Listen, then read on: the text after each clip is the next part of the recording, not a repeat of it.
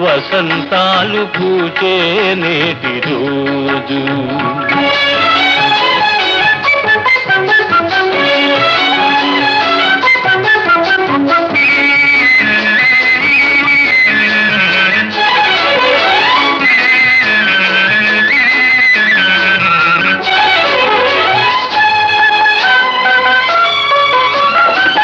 చందమామ అందిన రోజు, బృందావని నవ్విన రోజు, తొలి వలపులు చిలికిన రోజు, కులదైవం పలికిన రోజు.